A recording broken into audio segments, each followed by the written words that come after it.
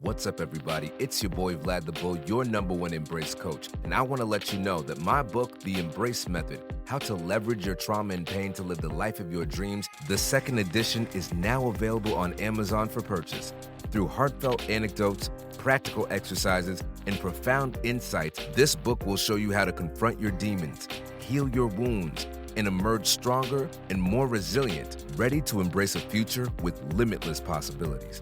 Remember, embracing your pain is the first step to transforming it into power. Be sure to get your copy today. And remember, embrace your struggles, embrace your successes, and most importantly, embrace yourself.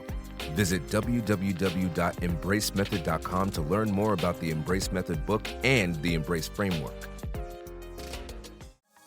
Welcome to the Roots and Rhythm podcast, where we explore the essence of culture, our experiences, and a healing journey that shapes our growth and family. Through heartfelt stories about marriage, mental health, relationships, and parenting, we create a space where you can find connection, understanding, and inspiration. Join us as we explore the rhythms of life, one story at a time. What's up, everybody? Yeah! Welcome to another edition of the Roots of Rhythm podcast, where we explore the rhythms of life, one story at a time. It's your boy, Vlad the Bull, your #1 Embrace coach, and I am joined by the lovely, the one and only... Angie, last I bet mommy. We are in the building. Angie, let's catch up. Let's catch the audience up on what's been going on with both of us, man. So I'll ask you first. What's going on with you? It is February vacation. February vacation, That which means means Alana that is everybody's home. home. Uh-oh.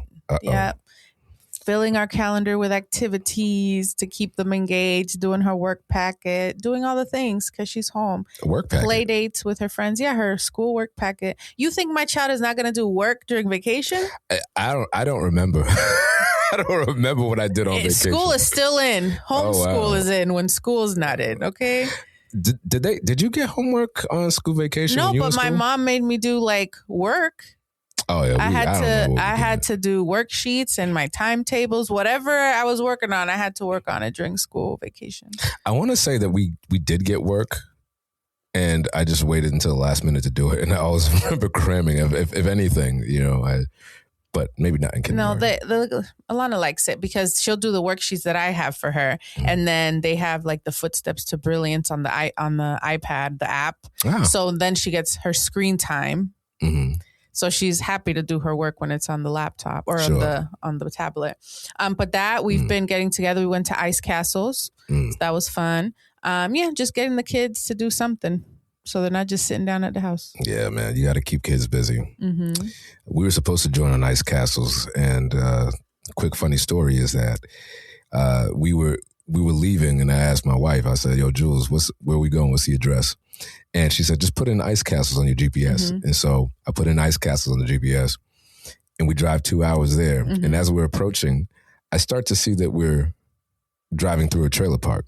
Now, for those of you who don't know, don't be fooled by Massachusetts and the New England conglomerate, because just because something is a part of New England doesn't mean that it espouses New England values. And why do I say that? Is New Hampshire is the South up north. Okay? Yes. Live free or die. Yeah, it is the closest thing you'll get to the antebellum South on the Northeast. Mm-hmm. And so I don't dabble in deep New Hampshire for very obvious reasons. Right. And when I saw this trailer park, I'm like, my red flag started going up. I'm like, yo, this can't be it. Or maybe they're saving money by putting this huge thing right next to the trailer parks. It's giving banjos. It's giving... We don't like your kind around here. That's what I was starting to hear in my brain. And I'm like, dang, I didn't even bring my peaks. So long story short, the Ice Castles monument, there was something of a landmark that was labeled Ice Castles in the Google system, which was not where we were supposed to go. So we're thinking, oh my gosh, how did this happen? So I look at Jules, I'm like, where's the GPS at? I'm like, well, what's the address? She's like, well, here's the address. And she gave me the full address. I'm like, why didn't you just give that to me when we left? And so we're like, okay, whatever. We drove all the way out here. It can't be that far because it took us 2 hours to get here. It would have taken us 2 hours to get there. So it's got to be the same distance, you would right? think. It was another 2 hours. Another 2 hours. I was like, oh man. So yeah, Julie called me and I was so confused, but then I could tell Vlad was very frustrated. So I was like, we will talk about this later. Y'all just make it home safe at this point. It was a difficult stretch of days, which we will get into in another episode. Because I think there's a lesson in there about mental health and scheduling and being able to say no. Yes, which is a big one. Actually, we could do a whole episode on just saying no altogether. But today, we are going to do something that we've done before. We're going to have a very special guest on the show. But before we even introduce our esteemed guest, I want to make sure that you smash that subscribe button right there. Click it. Hit the smash button, like and follow. Make sure that you share this across all of your circles. Roots and Rhythm is going all the way to the top. And we want to make sure that you don't get left behind. So make sure that you smash that button so you can get updated on all of our new projects and upcoming things. So I want to introduce our guest today. He's a very good friend of mine, very esteemed individual, and I'll let the bio speak for itself, okay? So our guest today earned her master's degree in social work from Boston University's School of Social Work, which is a very competitive program, by the way. Okay. Where she was awarded a National Institute of Mental Health Fellowship focused on delivering culturally responsive treatment to minority populations. This is my kind of people, because we always talk about getting the treatment from people that understand your plight. Correct. Right? She has extensive clinical experience across community health centers, schools, substance abuse programs, and mental health agencies. Check this out. In 2011, Angie, she received her doctorate from Nova Southeastern University. Oh, that's in Fort Lauderdale. That's in Fort Lauderdale. Come on now.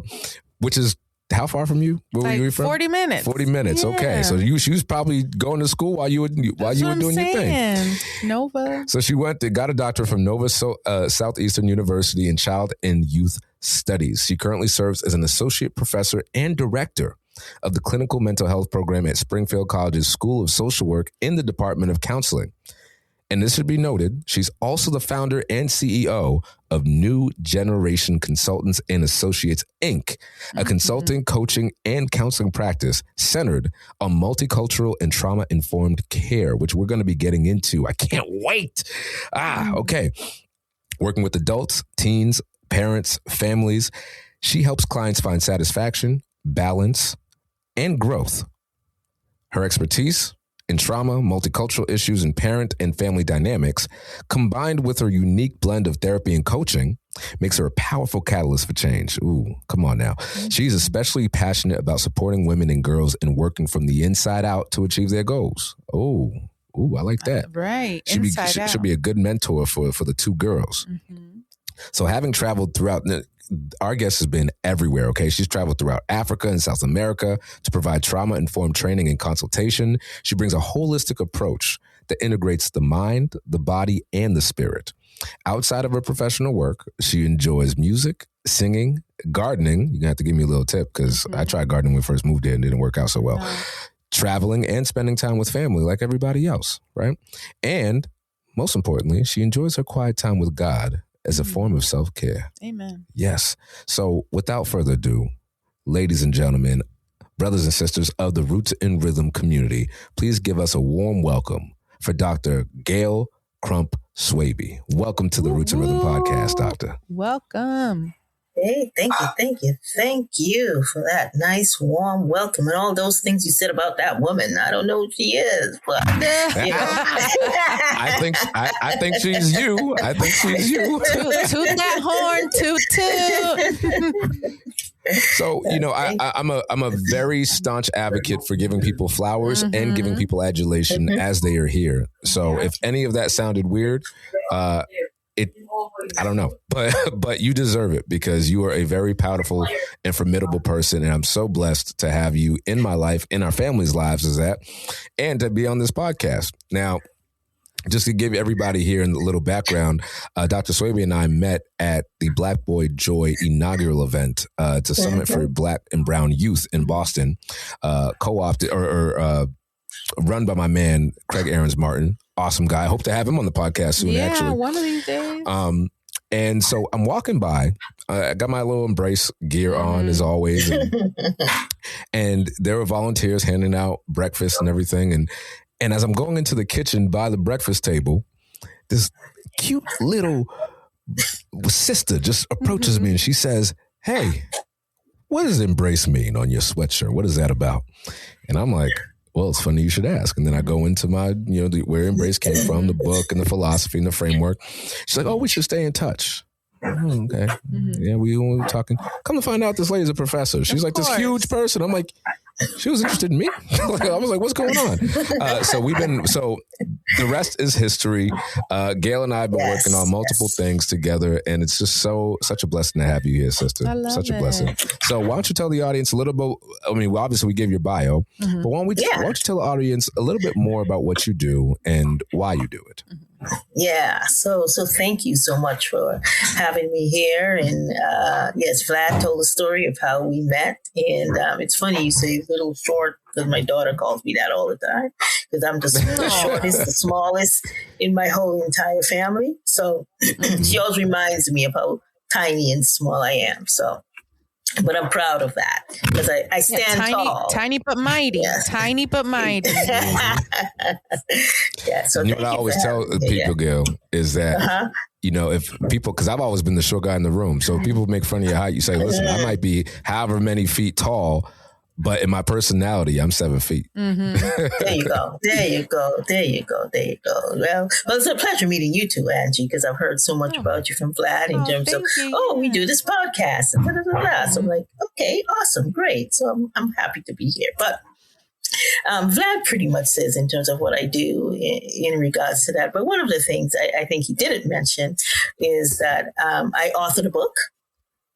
And my book is called Unlocking Legacy and Releasing Burdens. And one of the reasons for that work, it's rooted in this simple belief, and this is what I tell people all the time, that we all inherit something, right? Whether it's stories, patterns, expectations, sometimes even the things we don't want to say we inherit, which are the wounds. That is deeply rooted in our DNA sometimes.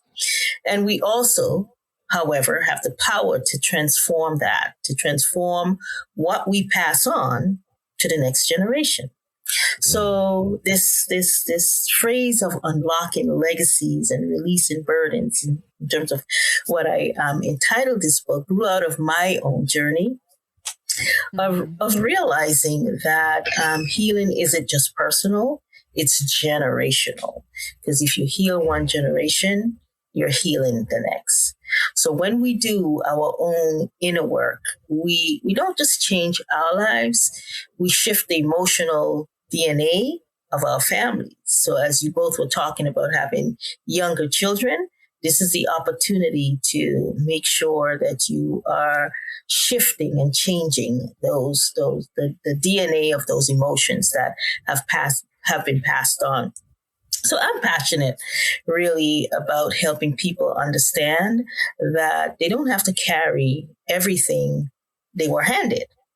And that if we create healthier legacies, it's possible for every single one of us to heal and to live healthy. So that's my goal in this work that I do.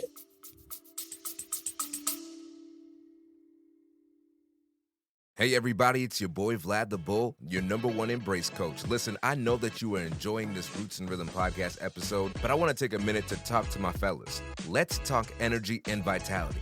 If you've been feeling low, sluggish, or not quite yourself in the bedroom, it's time to check out the Natural E-Man. It's a powerful, all-natural men's supplement created by a good brother I trust, Dr. Quentin Cancel, someone I met in my men's group who's all about holistic health and real results. Trust me, I've seen the impact firsthand. So if you're ready to level up your energy, confidence, and performance, visit naturaleman.com and feel the difference. That's naturaleman.com. The link's in the show notes. All right, y'all, let's get back to the podcast.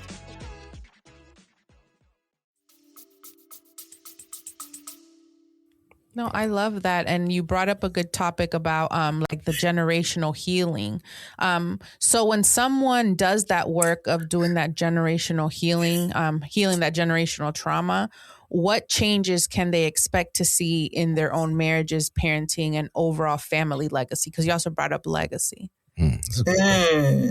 Yeah, that's an excellent question. So the whole thing about that phrase of, this thing about legacy and not passing it on was meant to protect the family, right? And, when you think about marriages per se, I think that's what you were asking me about in terms of, families and marriages and, how do we, even parent differently. Yes.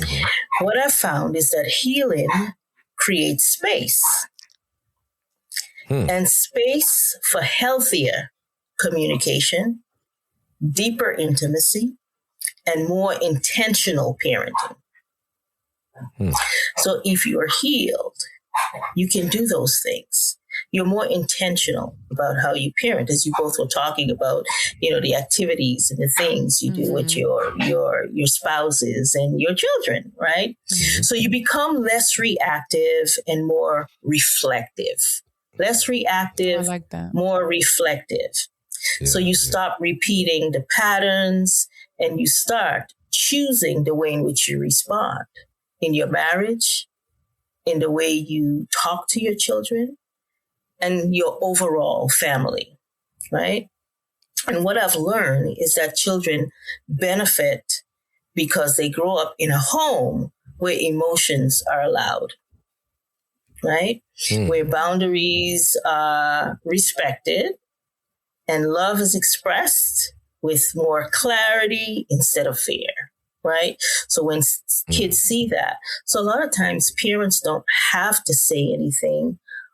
All children do is observe. That poem that says children live what they learn, right? So they're observing behavior. So parents can say one thing, but if your behavior shows another, that's what the kids pick up on, the behavior, right? So what we want is for the legacy to shift from survival to wholeness. And then you become the ancestor who changed the story, right? So that's how I think of it when we think of marriage and parenting. And one of the things you both were talking about was, having kids do, schoolwork during school break. Do you do work during vacation? So we are teaching our kids not to take a break. Teaching our kids not to unwind or take a break during school vacation. So they grow up believing even during my vacation, I'm going to work. Just putting it out there. Wow. Yeah. No, I appreciate that. Thank you. To be fair, it's not 6 hours of school. I just want her to do a page, keep it fresh. But yeah, you're right. She shouldn't have to do that. Thanks for advocating for Alana. I think that's pretty interesting. But that's true.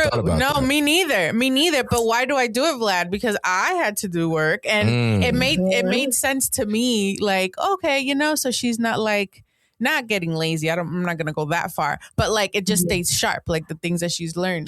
So it's an easier transition. Think about how many times that we heard as a kid in our households that you're not doing this because you're lazy. Your output is matched with who you are, not with what you're experiencing.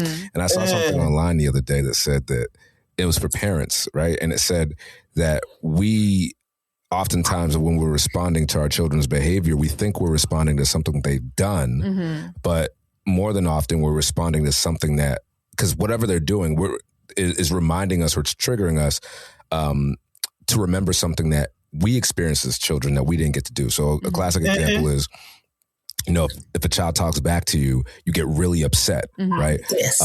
With Lito, I'll give you a perfect example. When Lito, he'd talk back to me, be like, no.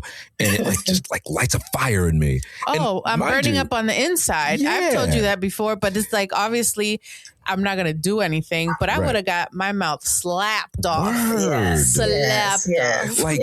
I used to tell Lito all the time, you don't understand how easy you have it because nobody is pulling out a whip. Nobody's pulling out a cord. Nobody's pulling out, all my mom had to do at a certain point, she even had to say or threaten. Oh, no. She would, you know what she would do, Gayl? She would just dangle the belt buckle. And I could hear that belt buckle from like a block away. Yeah. And I would be conditioned. And so I'm like, oh, when I saw that Instagram thing and just what you just said right now, Gayl, I was like, oh, is my activities, the way that I react to certain things is I'm actually conditioning him to be compliant, which is not the exact opposite of what I want him to do. That's what we need to hear too, Gayl, because my husband tells me all the time that I can't relax. I always have to do something. And I even come get Miss Gayl, Dr. Gayl. I even come here and Vlad's dishes are dirty. Who washes them? Oh my God. I come upstairs. I'm like, Andy, what are you doing? And then I'm like, what are you doing? I'm like, yo, how long has this been here? That's in your DNA. It's ingrained in your DNA. I cannot help myself. Girl, it's crazy. So while we're on that, I think we're on to something really fascinating that's going to speak to those of us in our audience who are Caribbean raised, as we all are. Shout out to the Caribbean. You will not find more resiliency anywhere else in the world than the Caribbean. I'll tell you that. Because when I think of the Caribbean, when I think of people who hail from the Caribbean, the first word that comes to my mind is liberation. Is we showed the world collectively together, whether we were colonized by the Spanish or the French, what liberation should be like and what it should feel like. And that set the tone for liberation around the world. But I think oftentimes we carry down that proud tradition of liberalism and we forget that, we're carrying a lot of trauma too, right? So Gayl, I want to ask you, in the vein of identifying what we should carry and what we should let go as we translate through the generations, how do cultural values around privacy and strength sometimes prevent families from healing, right? Because most of us were raised being told what happens in this house stays in this house. Yeah. Oh, yeah. So what are your thoughts on that? Yes. So I want to start with this, as you were talking about, Caribbean families and, lots of people in the Caribbean being liberated, and which is true. I also think that the piece around liberation, they might have had physical liberation, but did they have mental liberation? Two different things. Mental liberation. Right. Dang, it's so good. So the thing is, we talk about being mentally enslaved. So you might have been freed physically, right? So you did all you needed to do. You planned all the things you needed to do in order to be liberated physically. But I think sometimes there's still some parts of our way of thinking and being and values that is not liberated at all. So we can park that there to answer your question about this thing about what happens in the house stays in the house. Yes, because that is so true. So that phrase was meant to protect families, but it often protected the pain instead. Right? Can you elaborate on that? Difference. So silence became the value. So we value silence. So you protect the family by being silent, but deep on the inside, you are still experiencing that pain that you're really protecting. So you're protecting the physicality of the family, right? We're not going to share this about Aunt Joe or Uncle, I said Aunt Joe, Aunt Mary or Uncle Joe, right? However, because you're holding that silence in, that's where the real pain is, right? The silence of holding that. So we learn to hide our wounds rather than heal them. So if you think about it, many cultures equate vulnerability with weakness, and especially within the Caribbean culture. So generations of children and generation of people, we grow up believing they must endure instead of express. So they believe that resilience is holding on and keeping everything silent, keeping it on the inside. And that's what makes us strong. But in reality, it's also killing us on the inside. So we're being weakened on the outside, on the inside, but we feel we have that strength by showing that we can handle this on the outside. So the problem is that unspoken pain doesn't disappear because it's internal. So it leaks out in our relationships, our parenting, and our self-worth. And what we know is that healing requires us to be honest, and honesty can't grow in secrecy. There's no way. Because if you're being secret about something, how can you be honest about what's happening for you, right? So when we shift from the image of we have to protect the image to protect the people, families finally have room to breathe and repair. So it's more about protecting the image of the family rather than, anything else. So how can we shift from protecting the image to protecting the people? Yeah. And it's hard too, because I know this happens in a lot of family where there's been like abuse, and people protect the abuser because people can't know that this is happening, right. Which is so hard, because I know we teach the girls there are no secrets. Yeah. Like no adult should, one, need your help with anything, or two, tell you to keep a secret. Like you come and tell us right away. But I feel like when you have like that blurred line, because I'm telling her, or I'm telling them, don't say this because what happens in this house stays in this house. But then I'm telling her, but there can't be no secrets. Are there secrets or are there not? You know what I mean? Mixed messages. And why? Messages, yes. Right. Exactly. So it's like, and what is happening in this house that you couldn't be able to tell someone? Like there shouldn't be anything happening that should be a secret, or, happens in this house stays in this house. So yeah, for sure. One of my favorites from childhood was my mom there would be two major threats. And I actually learned in conversations with the people I grew up around, who were also coincidentally all raised by immigrants from the Caribbean. The first one was, if you act up, I'm going to put you in a box and send you to Haiti. And so all I would think about is being crammed like a tuna fish in a crate next to industrial goods on the way to a country that I've only been to twice. And at that time, I was only in 8th grade. I didn't even speak Creole. I only understood it. I'm like, man, I don't want to do that. And the second threat for compliance, because it's all out of compliance, right? The second threat was, if you go and tell somebody what's going on in this house, mind you, there was domestic violence, there was abuse, there was some neglect, and not all of it was my mother's fault. She was surviving alongside me, right? But that's what always confused me, was that the second threat was, well, if you tell anybody what's going on in this house, they're going to tell child services and they're going to take you away. Oh, that was our threat. Yes, that was our threat.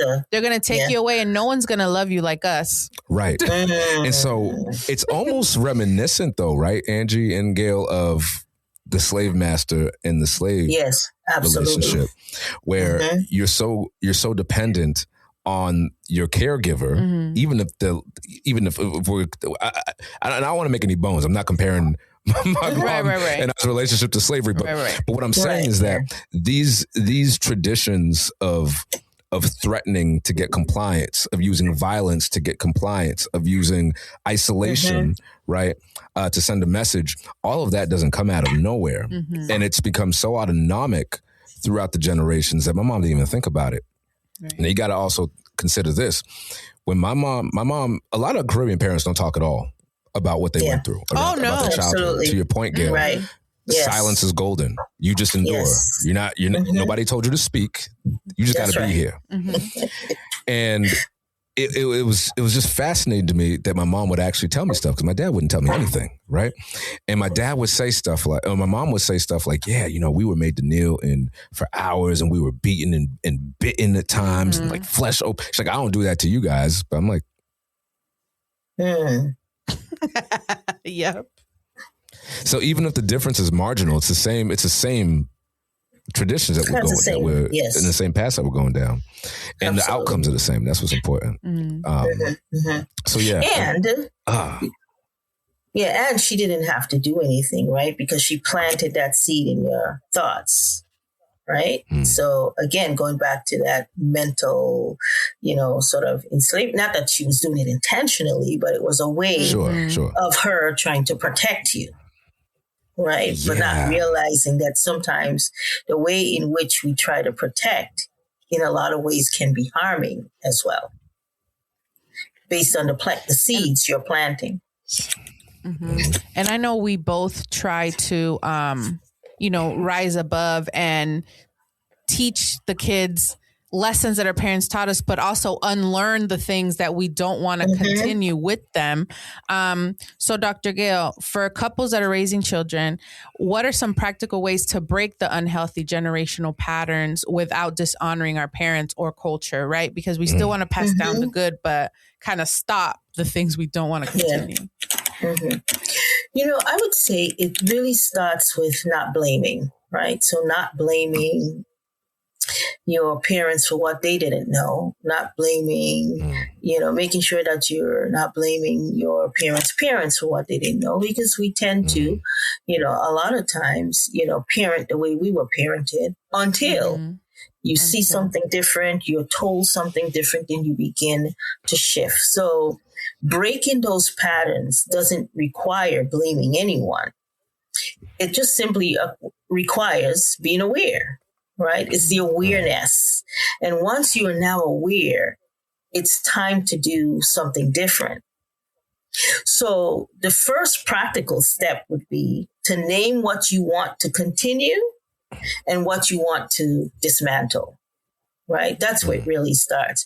The things that you felt were useful and beneficial and how you experience love from your parents, right? That was good. That was helpful. So those are the things you keep, and those are the things you pass on. But then there are other things that weren't useful, weren't helpful, and you saw how it, impacted your life. Those are the things that you want to dismantle and get rid of. So you can honor your parents' intentions while choosing different methods, right? You don't have to choose the same methods that they did. So another step to parenting, I would say, as you're thinking about, how do I raise my children to be adults, different adults than we were raised to be? We must parent with curiosity instead of autopilot. And I have been, that parent too. I have 2 young adults now, right? One is 23 and one is 20. And of course, when they were younger, I first fell into what my parents did, but then I realized that as I was doing some of the things that my parents did, I didn't like those things. So if I didn't like it, what makes me think my kids are going to like it, right? So I started to be more aware of how I was impacting my children based on how I was parenting. So parent with curiosity instead of autopilot, and ask yourself, is this response coming from my values or my conditioning? Makes a difference. Is it coming from my values or the way in which you were conditioned? That one simple question will give you a lot of answers. And then finally... Now I'm conflicted. Oh, go ahead. Okay. Sorry. Okay. And finally, and then we can get to you. Communicate openly with your partner about the home you want to create. Be clear about that. And you both should be on the same page around that.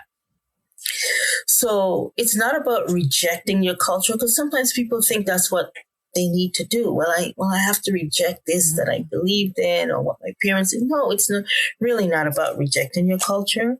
You're refining it so that your children can do something different. Oh, I like that.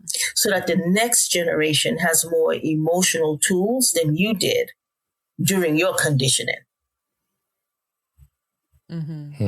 So, yeah. Refinement versus rejection. That is going to be a banger. Yikes. What I was going to say is it's funny, how you called me out about Alana doing her work.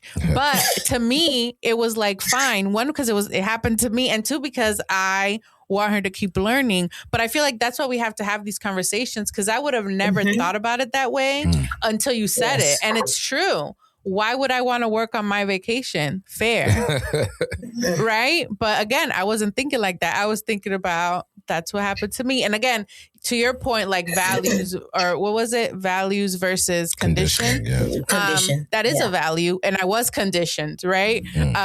But that's not something we have to continue. So yeah, and I also like to highlight too for our parents. Yes. Yeah. Yes. Right, because and so, our parents. Yeah, it doesn't have to be. She can still learn, but not in the way it happens for school learning, right? Yes. So refining it is the piece that's important. Fair. You said something interesting, Angie, that Wallace often says that you can't relax. Oh yeah, he does tell me that. Right. I can't. And you and I talk about that all the time about how we can't relax. And it was only recently that I would only relax up until recently if I just hit a wall. Right. And that's the only time.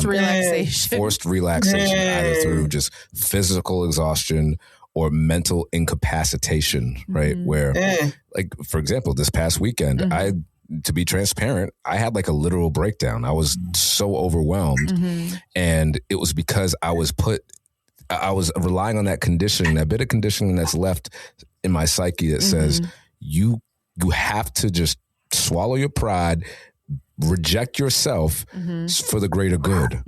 And part of that conditioning came from growing up in a household where people who were raising you had to do everything. Like, think about how hard it is to immigrate from a country that you were born in to another country, learn the language.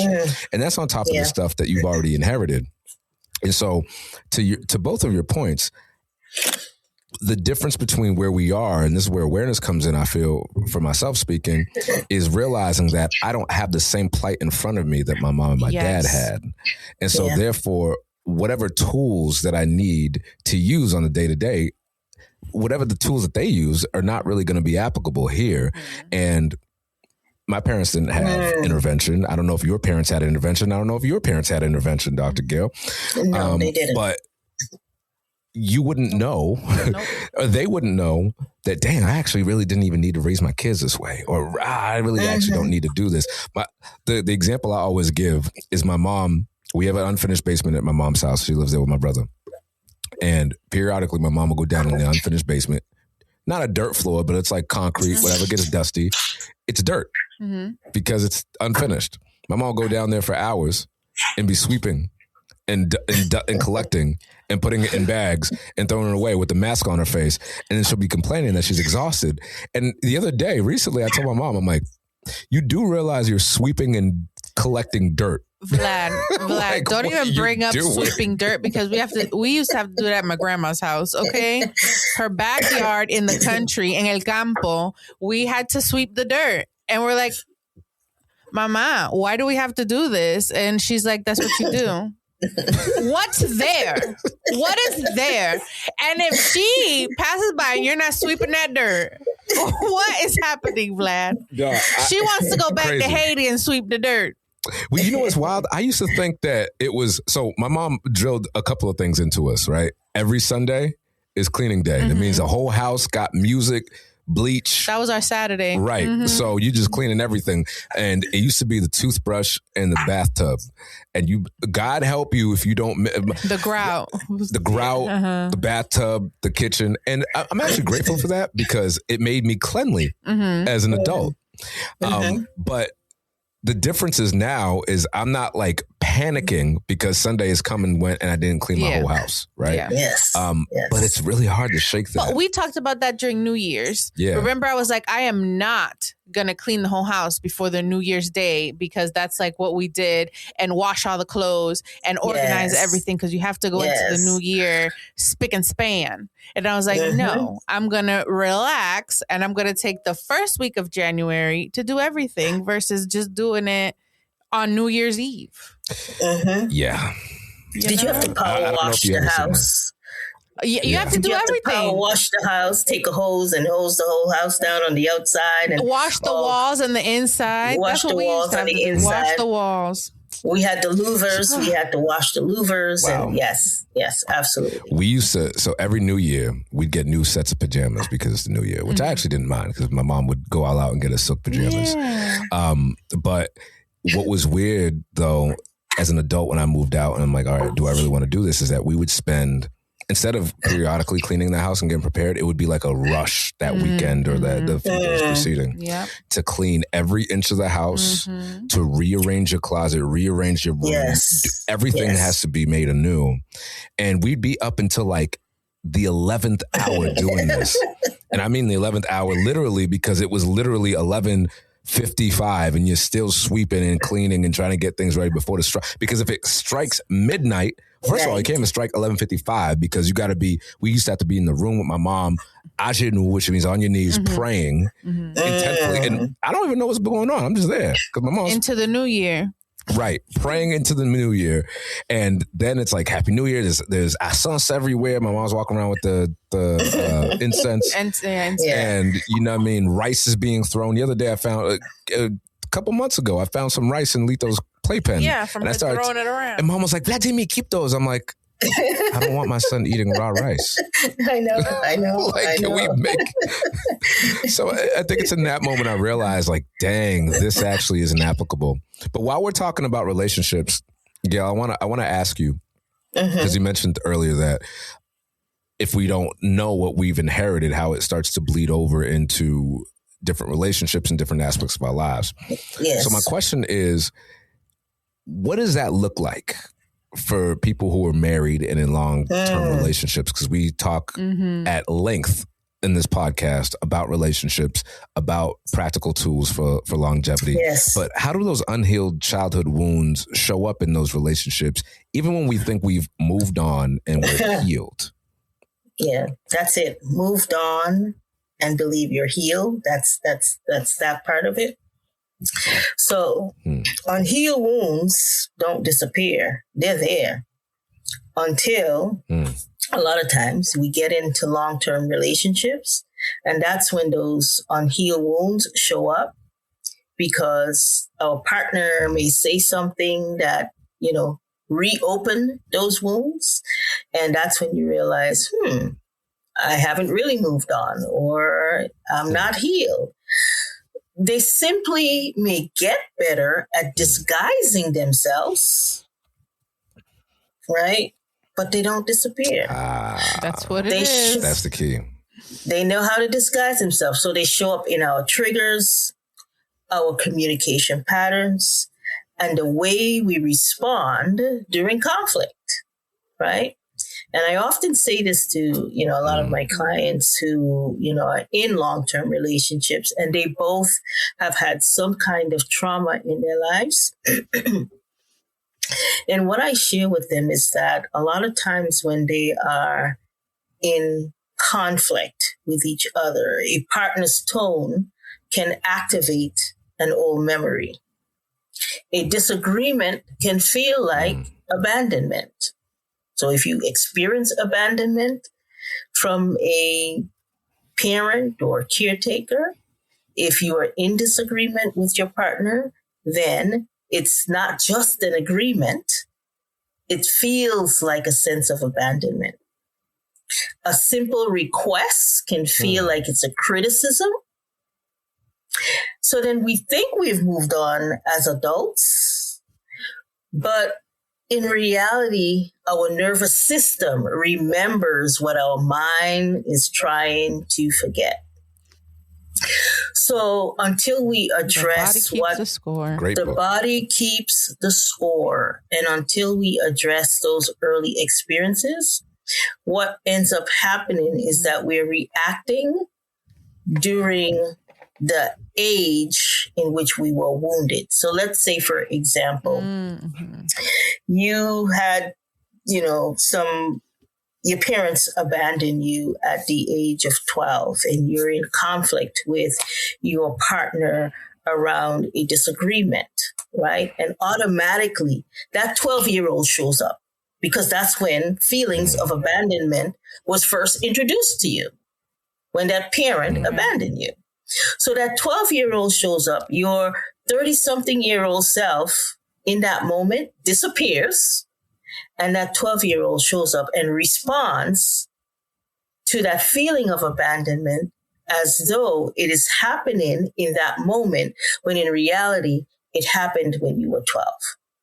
And because it's not healed, that unhealed wound or that unhealed 12-year-old shows up in that relationship. So let's say both folks had some level of wound.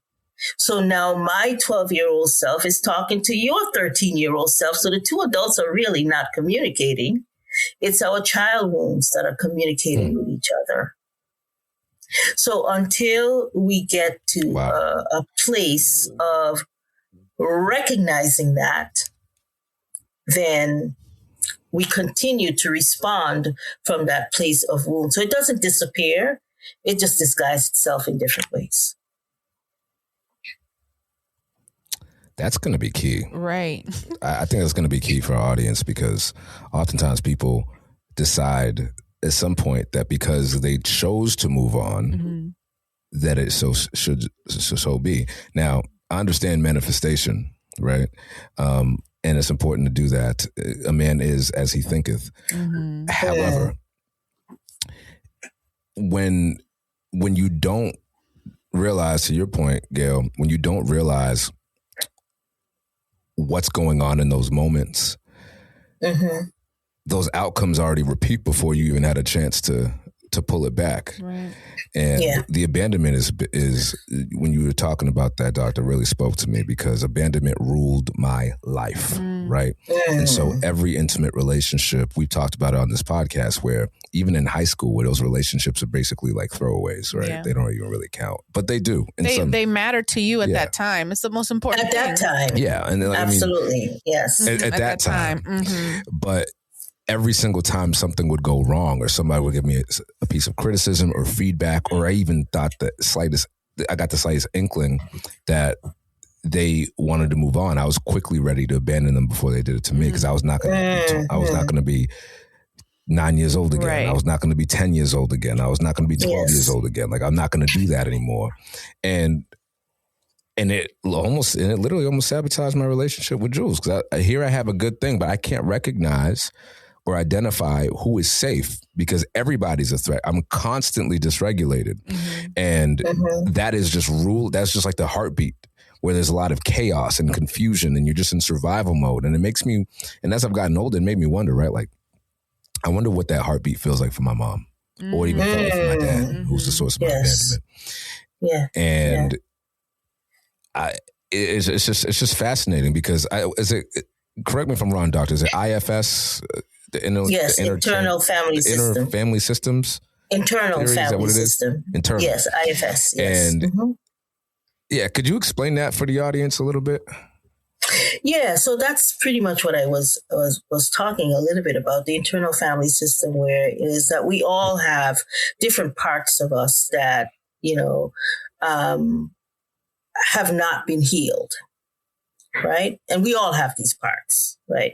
We have parts that are joyous, parts that get angry, parts that are anxious. So we all have these different parts. And then we have these parts where was abandoned.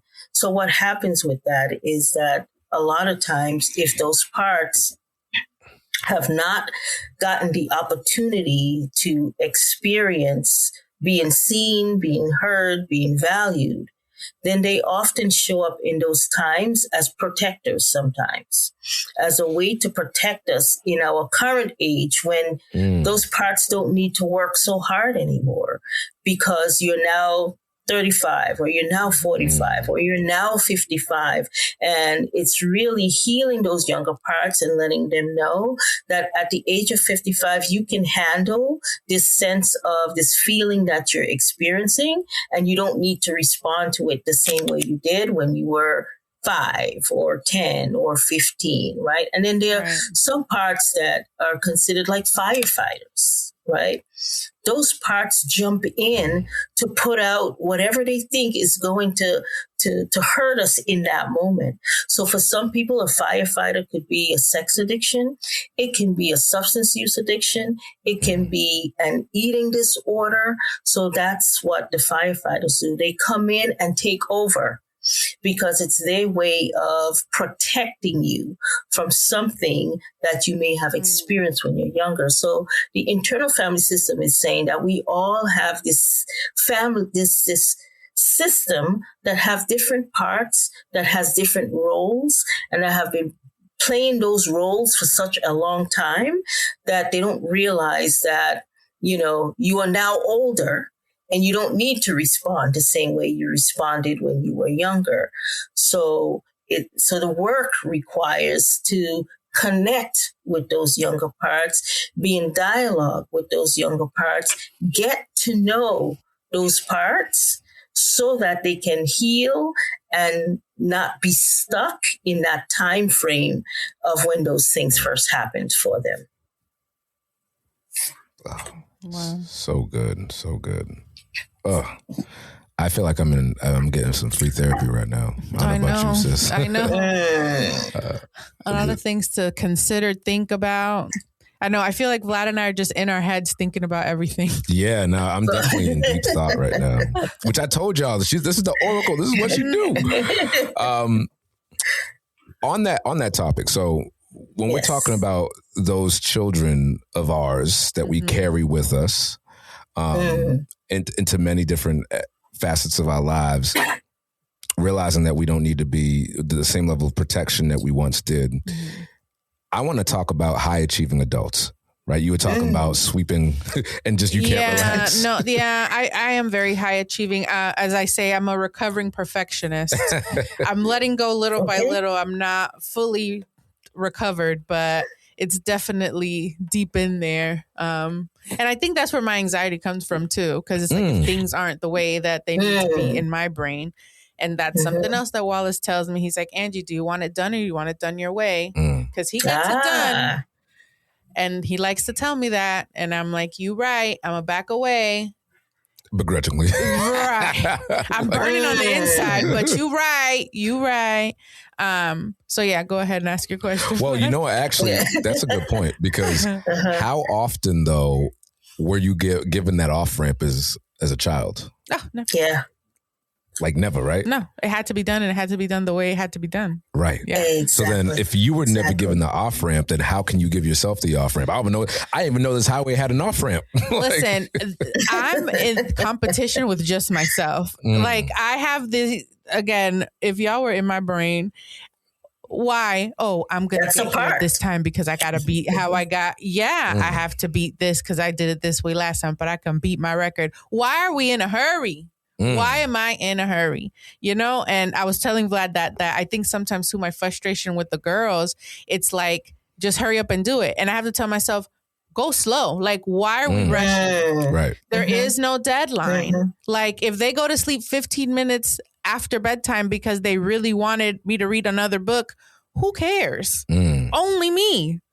So why not just slow down, So.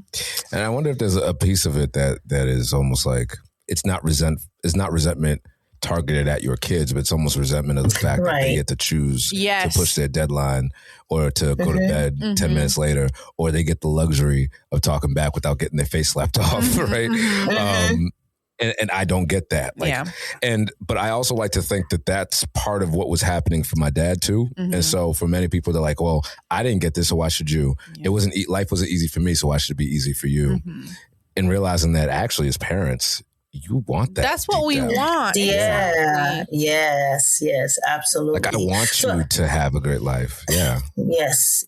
So you're talking about, adults who are high achieving and they look like they've got it all together,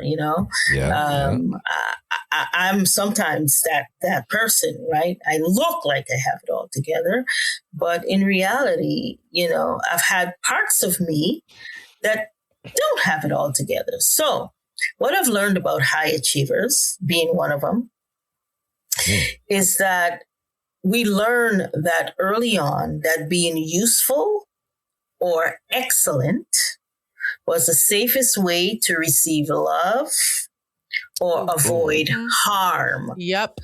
To receive love or avoid harm. Right? So that's what we learned. You can't talk about this. My heart. Yeah. Oh. Okay, so take a deep breath. Take a moment. Mm-hmm. But literally, though. Wow. Yes. So Dr. Gayl, so how does trauma sometimes disguise itself as ambition, perfectionism, or overachieving? Because I feel like they're all connected. Absolutely. So let's start with achievement. Achievement becomes your armor. Perfectionism becomes protection. And over-functioning becomes your identity. So you have an armor. Wow. You have your protection. And then it's your full identity. So what trauma does is that it teaches us to, in a lot of ways, outrun our feelings of staying busy, productive, and impressive. And you know what happens? All those parts get exhausted because they're working so hard to keep that armor on, to be the protector, and to maintain an identity to impress. And it becomes exhausting. So you get tired and you're wondering, why am I having to run here, run there? And sometimes you're doing it and don't realize until your body says slow down. So you get the flu, you start to feel aches and pains, you get headaches because that's your body saying, or those parts of you saying, hey, we are running on E. And we can't continue to do perfectionism the way we are doing it. We can't continue to hold on to this armor of achievement. We can't continue to staying busy, being productive, and impressing. So the internal exhaustion is actually a sign that the drive isn't coming from passion. Because sometimes we think it's coming from, oh, I'm passionate about this and I'm doing well at this. You know where it's really coming from? Survival. We are trying to survive. Oh, wow. Survive, not thrive. Lord. Exactly. Ooh, man. So what healing does. So good. Yeah. So what healing does is that it helps us shift from performing to living. Two different things. When you're performing, you're so exhausted. When you're living, you're full, you're free, you're liberated. Right? So that's what, it looks like when the adult is sometimes high achieving. Now, Gayl, you work with women and girls, right? To help them work from the inside out. I'm curious. Yeah. What are some of the narratives that the women carry that keep them from living fully? And if you can also speak to that, because I know that you work with women and girls, but if you could also speak to the narratives that men carry as well, that kind of that feed into this facade, the protection, all that. Yes. So a lot of the narratives that women carry, and especially women of color, right? Because we have to navigate the world very differently. Or we're forced to navigate the world very differently than our white counterparts, right? So the narratives are, I have to be strong all the time. Not some of the time, not in this present moment, but all of the time. So no matter where they are, they have on that armor of being strong all the time. The belief, again, is that my needs come last, or if I speak up, I'll be seen as difficult. For men, the armor is a lot of times, I have to stay working. So that's my way of letting my family know that I love them. So I'm not spending quality time with my children and my partner because I am working so hard, and that's showing that I'm being a good male person in their lives, right? So they are, in a lot of ways, not taking care of the other parts of their lives that needs other things as well, right? And others, there's some people who believe that in order to rest or to love or to be worthy, they have to earn it. Yeah. Right? Yeah. That's a huge, huge and that's piece both men and women, right? That you just can't rest. You just can't feel this sense of worthiness. You just can't be loved, that you have to do something in order to earn love, to earn worthiness, and to earn rest. However, they're inherited, right? These things are inherited because we saw how our parents lived and what they needed to do in order to survive. So we do the same thing. They're inherited from our families. They're inherited from our culture and also from society and how society expects us to show up. So a lot of times it shapes how both women and men show up in relationships, in our careers, and even in your own body. You show up very differently. And sometimes you're not even aware of it. So outwardly, you might look one way, but in your body, you show up. So think about spaces you've walked into, right? And as soon as you walk into that space and you kind of check out the environment, something shifts within you. So are you shifting into your authentic self, or are you shifting into your performing self? Who is showing up in that moment?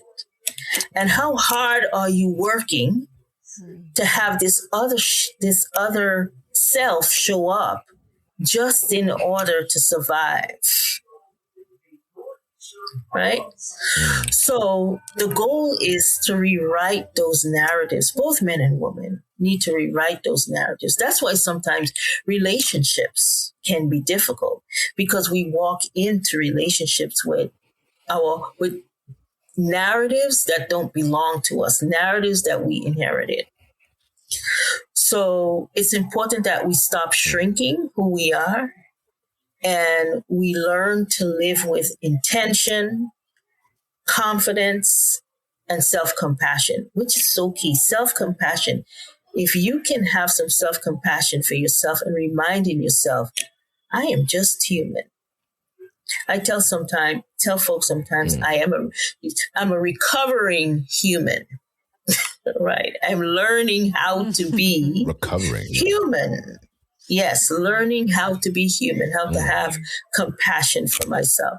So it's important that we stop shrinking. We live with intention, compassion, and confidence. Wow, so good. My mentor, he told me something that I didn't appreciate until maybe a bit after he told me. He said, you were not a human being. I mean, you were not a human doing. You were a human being. Human being. And I was like, dang, why you gotta come at my soul like that, bro? Like why you gotta come at my neck like that, man? Like, what you talking about? And everything you said is just so good, Gayl. And for men, we've talked about it on this podcast, where men are conditioned typically to show their love through provision. Yep. Yes. Versus through authentic nurture. Yeah. And actually, I have a friend of mine, a prayer partner, great guy. He told me that, because I expressed to him, like, hey, brother, I'm having a hard time, sometimes connecting to my son. And this is when Lito was really young, and I was going through it. And he's like, well, Vlad, you got to understand, it's okay. You're not meant to nurture him. That's not like part of your DNA. And I asked him, why not? Is that true? Or is that just what we're taught to believe? Yeah, conditioned. Because I want to be nurturing. Yes. I want to be emotionally available. You're telling me that it's not in my DNA, but I've heard this from many men before. It is in your DNA. It's fascinating. It is in your DNA, but the nurturing would look different. It doesn't have to be the same way that, your wife nurtures him. Your way. But your nurturing is going to look different, and it's nurturing, right? So it is in your DNA because you're human. Yes. Yeah. I have a question. We're talking about conditioning and the things that happen to us and then carrying that generational trauma. How do we recognize, Dr. Gayl, when we're carrying generational trauma versus just dealing with day-to-day life stresses? Like what sets those apart?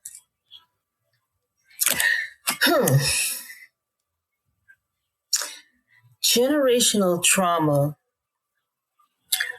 often feels bigger than the moment you're in. Wow. So, in other words, your reaction outweighs the situation. Mm-hmm. So let's say, for example, I'm going to use you again, Angie. Oh, perfect. Yes. And this may not be general, but it's just an example of something, right? In terms of how the reaction outweighs the situation. So you walk into Vlad's house and you see the dishes pile up in the sink. They're fine with it. They're okay with it. They know that, an hour later that it's going to get washed or it's going to get washed before the night is in or whatever they have decided how they do that. Mm-hmm. But for you, maybe that's something that was triggered when you walked in and you saw that. And the situation is, it's just the dishes. That's all it is. Mm-hmm. Mm-hmm. But your reaction to it outweighs that it's dishes in the sink. That's all it is. The dishes is not causing a fire. The dishes is not getting in the way of you walking into the kitchen, right? But your reaction to seeing it outweighs the fact that they're sitting there in the kitchen, right? So that's what the dishes is. Amen. I have an amen corner. So that's. Let the church say amen. Can I get an amen? That's right. Amen. That's it. Hallelujah. So it often feels bigger than the moment that you're in. So you might feel fear, shame, and this is anybody. So I'm outside of the example. So what happens is that the person feels some fear, some shame, or anger, and it doesn't match with what's happening in the present moment. That's generational trauma, right? And then you may also notice that some of those patterns are repeating across your family. So things like anxiety, silence, conflict, avoidance, perfectionism, what you talked about, or emotional distance, right? And that stays with you longer. That is continuous. That happens in that moment when you get triggered. Whereas normal stress passes when the situation changes. Mm-hmm. Right?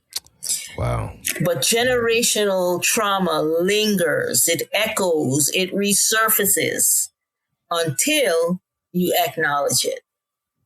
This is what's happening for me. This is how I'm experiencing this.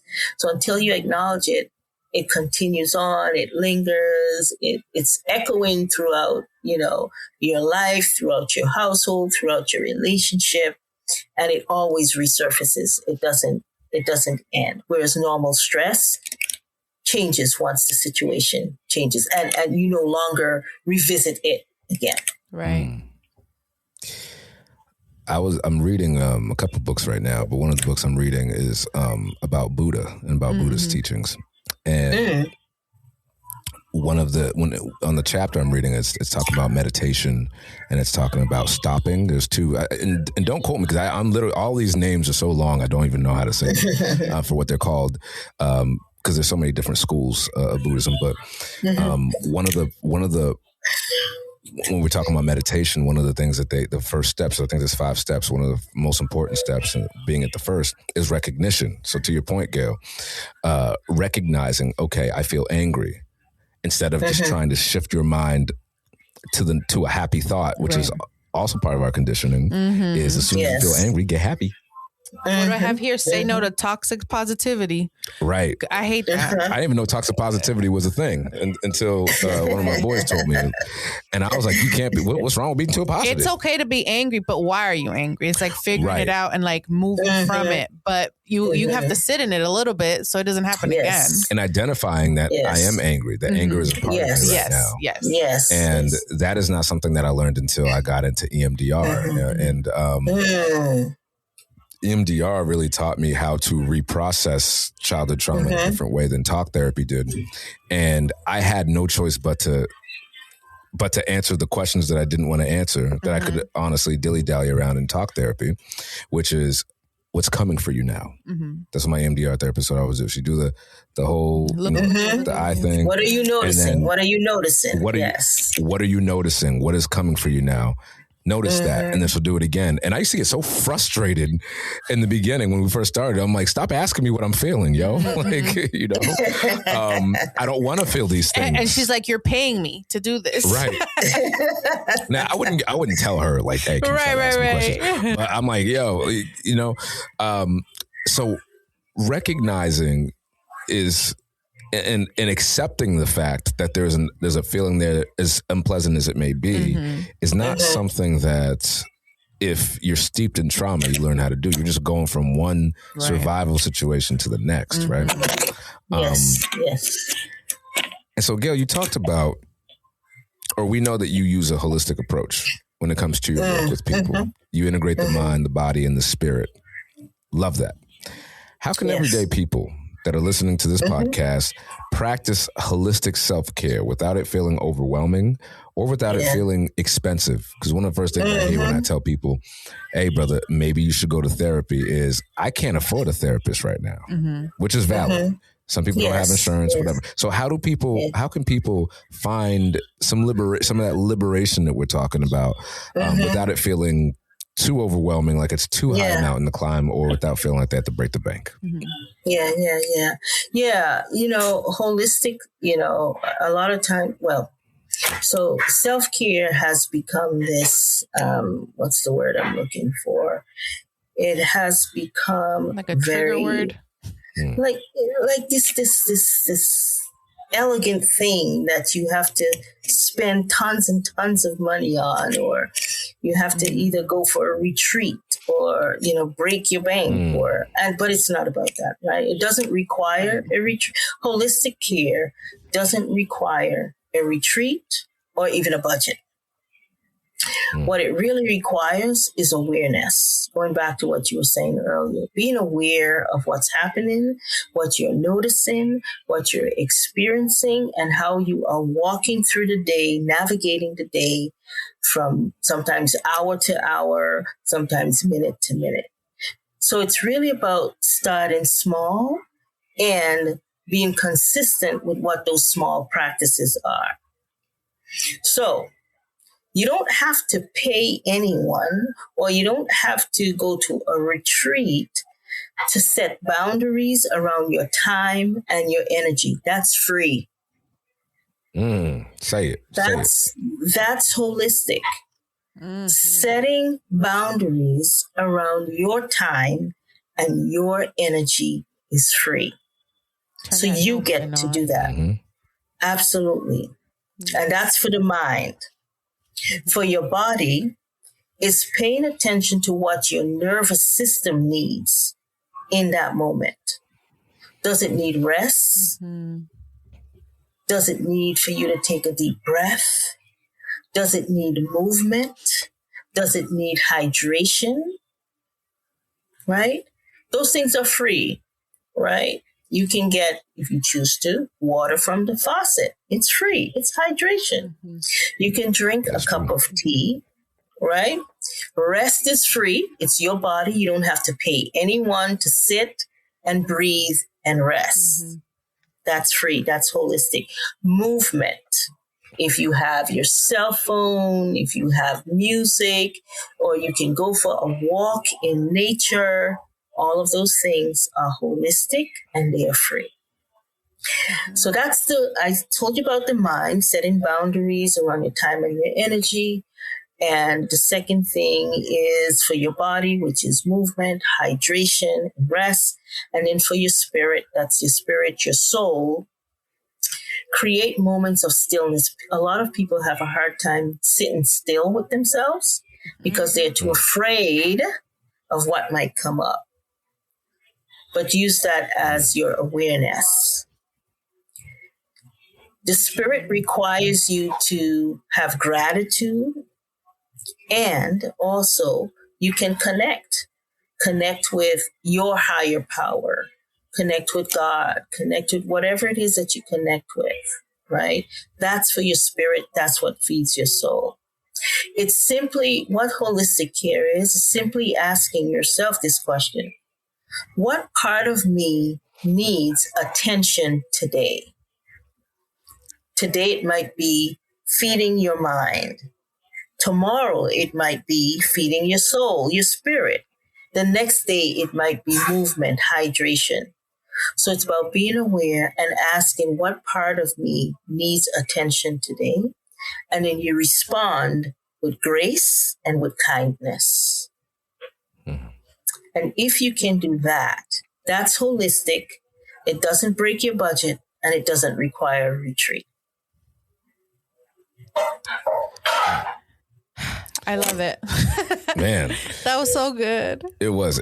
I mean, there is so much value in this entire conversation, Doctor, that I can't even, I feel so enlightened right now. Just lots of food for thought. And just when you feel like you've figured some things out, you talk to the right person or you get around the right information and it really makes you reflect. That's it. Before we get to our last question, I wanted to ask a follow-up question, something you said. You said that many people stay busy and, dare I say, overwhelmed because it's difficult for them to sit with themselves out of fear of what will come up. Do you think that fear is conscious or subconscious? Yeah. It's not conscious. For a lot of people, it isn't conscious because they're not aware of the fact that, fear is, as they say, false evidence appearing real, right? So that fear really isn't real other than you believe in that it is. So some people are afraid. They know that some people may feel this sense of something that is not right for them. And the fear is if I sit and listen and notice, it might be something that I am not ready to deal with or to navigate. So therefore, I'm not going. That's that fear of the unknown and the uncertainty. So that's where the conscious is the fear of the unknown, but the subconscious doesn't know what it is that might come up. If that makes sense. That makes perfect sense. So then what do you say to the people who are consciously aware of their trauma, their identity issues, the various experiences that have shaped their lives and the way that they behave? Say a person knows that they were mistreated as a child, or they know that, growing up without a parent in their lives really impacted their development, but they're not prepared to go to therapy. They're scared to go and seek help, to ask for help, to bolster a community. They're scared of intervention in any way, shape, or form because they don't want, they fear what may come up beyond what they're consciously aware of. So what do you say to that person who's on the fence about healing and just doesn't know what to do either way?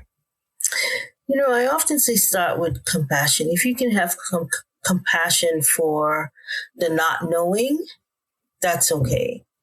Or the compassion for what you do know, what you are aware of, what you had no control over, and just give yourself some compassion and have some grace and kindness for yourself. And I know for some people that might sound like, that's, kind of woo-woo, flaky kind of thing. But so many of us have a hard time being kind to ourselves and having compassion for ourselves. And what compassion is saying, I understand that I didn't know this, and that's okay. It's okay to not know, or it's okay that I didn't, that I am not able to do this next thing that I want to do because I'm sitting in this feeling of uncertainty, and being compassionate with yourself around that, because feelings are not facts. They don't stay forever. They do move. They move through. So allowing yourself to have that compassion for yourself is like the one thing we all need. To extend that to ourselves. Compassion. Yeah. And curiosity. There's a quote in one of the books I'm reading that read that empathy is the antidote to self-righteousness. And when I read that, I was like, dang, that's deeper than I was going to go this morning. I didn't even crack my journal open yet. But and the book is about understanding the psychology between, as it pertains to the divide amongst people in politics and religion. And it's called The Righteous Mind, actually. It's a really good book. I highly recommend it. And what's interesting about that quote and what you said is that compassion is often not the exit ramp that we even think about putting in there, because if you're raised in the Caribbean, I'm telling you, God help you if you feel bad for yourself for 1 second. Right. Yes. Because at least for me, Doctor, and I don't know about you, Angie, but if I ever said, well, this doesn't feel fair to me, or I don't feel good about this. Oh, well, what if you were me? And you don't know what's fair. I had to do this and this and this and this. And you know what that sounds like? It actually sounds like an unintentional confession, doesn't it?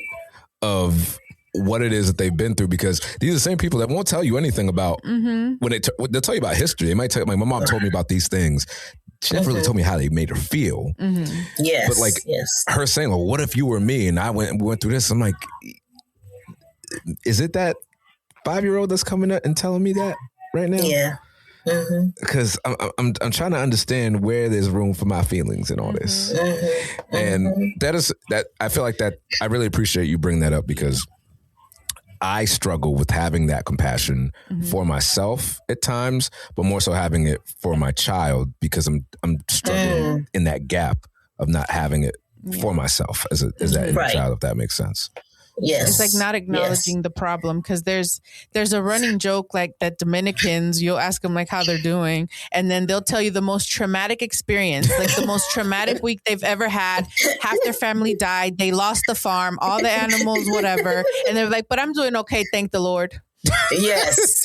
Are you okay though? Yes. God is good. God is good though. Yes. I'm alive. Yes. Are you barely? You know? Yes. Barely. But literally the most traumatic thing could have happened. And at the end of it, like, well, I'm okay, thank the Lord. You know? But yeah. It's almost to say, like, all of these things happen to me, but I can't complain about them. But I can't complain because there's someone that has it worse. But it's okay to complain. And that's that toxic positivity. It's like, just because you're still grateful to have all the other things doesn't mean that it's not a shitty situation right now. Right. You know? Yes. It's, man. I thought just Haitians did that. I think that's a Caribbean thing. Yeah, man, I think so too. To do that. Gratitude and compassion can live in the same house. It's kind of too bad. Yeah. Gratitude and compassion can live in the same house. Yes. Yeah. Absolutely. All right. Last question for you, Doctor, for the good people. We've gotten a lot of great nuggets of wisdom out of today. But when it comes to the work of doing generational trauma or healing generational trauma, this is actually a two-part question. Okay. What changes do you expect a person who's embarking on this journey to see in their marriage, their parenting, their overall quality of life, their family legacy, right? Like when you're doing the work, you're showing up and you're building your reps and you're showing up for yourself every day. What changes do you expect to see? And I guess a follow-up to that would be, is there a point that you can come to where you've done all the work that you can do? Okay. I'll start with the first one. There isn't a point where you've done all the work that you have done until you're 6 feet under. That's when the work stops. Because we are living and we are continuously living, we continuously are working on ourselves. And there are things that will shift, things that will continue to happen, may not be to the extent that, in terms of where you having to keep reliving your trauma. But you don't get to a point where you have, done all of the work. As long as you're living, you're working, right? In terms of on self, right? And always striving to be a better person. That ends when you're 6 feet under. That's when it ends. Okay? So that one was easy for me to answer. The first question is in terms of what changes can folks expect in their marriage, the way in which they parent and, in the family legacy. It's really being able, now the changes require that you're rewriting the narrative and you're rewriting the stories, and you're not doing the things that, you're not doing the things that are harmful that your ancestors were doing in order to survive, right? So what the changes you can expect is that you are living a legacy of forgiveness. You are living a legacy of compassion. You are living a legacy of passing on healing. And healing is going to look very different for each person, but it's the belief that healing can happen, right? And then what happens is that you feel more liberated, you feel more free. Those are the changes that happen. More liberation, freedom, a sense of wholeness. And you're doing all of this with intentional love. You're being intentional about how you give love, how you receive love, right? So it requires. So that's what the changes can look like. In your marriage, you're being intentional, in your parenting, and in your overall family legacy. I always ask this question, what are you willing to hold on to? Is it still serving you or benefiting you in the way that you need it to benefit you? What do you need to let go of? And then what legacy do you want to pass on, and what legacy do you want to leave? If you had to write your obituary today, what would you want it to say? Wow. Heavy. That's a way to live, Heavy. though. Yeah. Yes. Yeah. And absolutely. I'll add to that. Another thing my mentor told me was that you don't leave a legacy, you live one. And so he said, the legacy that you live will be the one that you leave.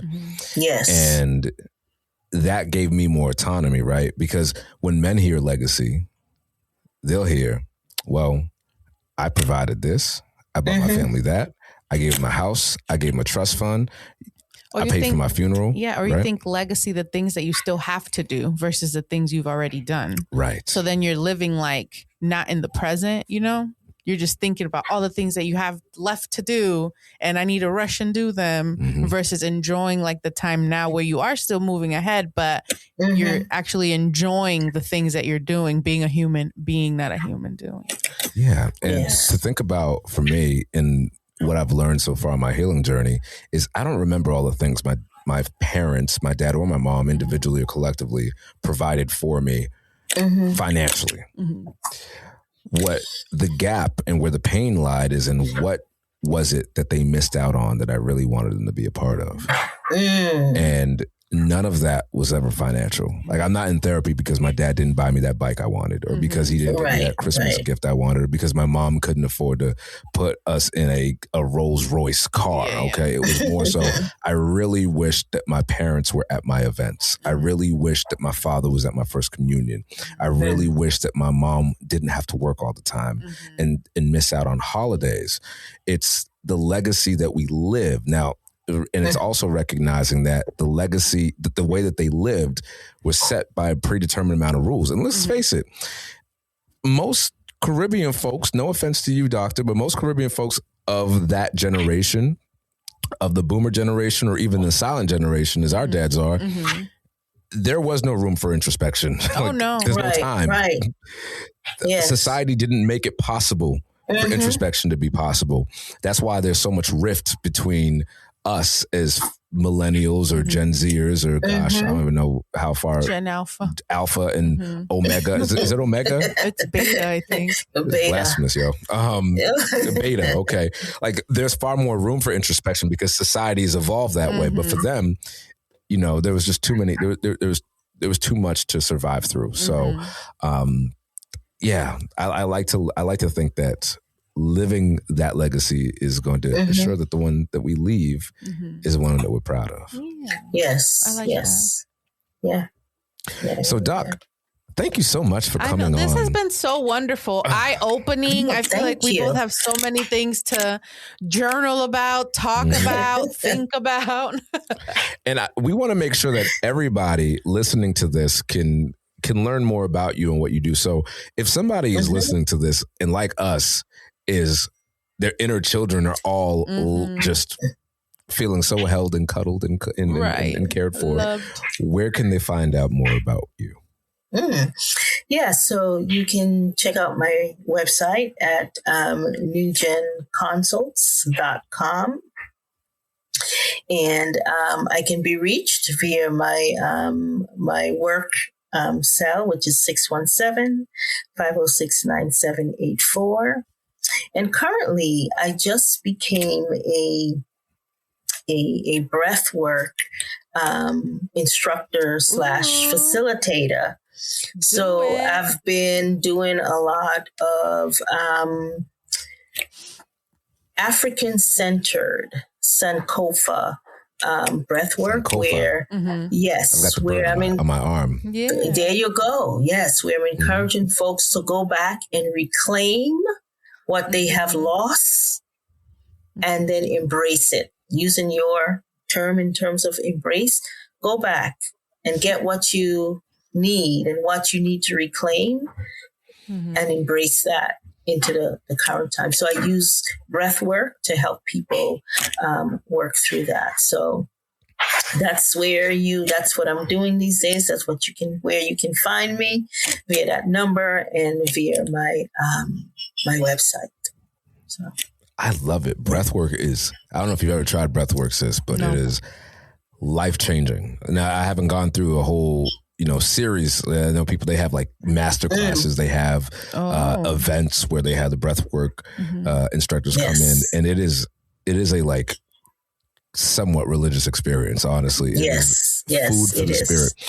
And do you provide this virtually and in person, or is it just how do people both? Okay, virtually so we're gonna in person. Yes, should have a community event. I think we have to connect offline, and maybe Roots and Rhythm and Dr. Gayl Swaby should co-op breath when the weather's nice. We can just do it like at a park or something. Yeah, that would be great. So we'll talk about that. We'll talk about that. Absolutely. It's powerful, and people have found that they are able to release like burdens and things that they have been carrying for such a long time, and then reclaim something that they have lost along the way.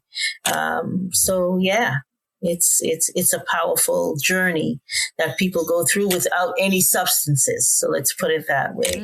Yes, that's the experience that you get. Is this similar to like a sound bath? It can be. Okay. Yes, it can be. Yeah, it just goes a little bit deeper than a sound bath. Okay, because I did a sound bath and it was too woo-woo for me. I was just there. Okay. Yeah. But breathing, I feel like, is always relaxing. So it just sounds better. But that sound bath was very... Yes, with the breath work, it's intentional breathing. So we're counting you through the breathing process while we are helping you to set an intention and to have you receive and reclaim that intention that you are experiencing. I'm open. Listen, while I'll you're try breathing. anything once. Yes. And twice if I like it. So we'll see. Yeah, I love that we're talking about this because, number one, Sankofa, anything Sankofa, I have multiple West African symbols tattooed on my skin, not because I thought they looked cool, but because I really wanted to connect with symbolism with our roots, right? They have meaning, yes. They have meaning and utility. And so I'm so happy, Dr. Swaby, that you are not only a member of your community providing this conversations like these, but you're doing this for so many people on so many platforms in so many ways.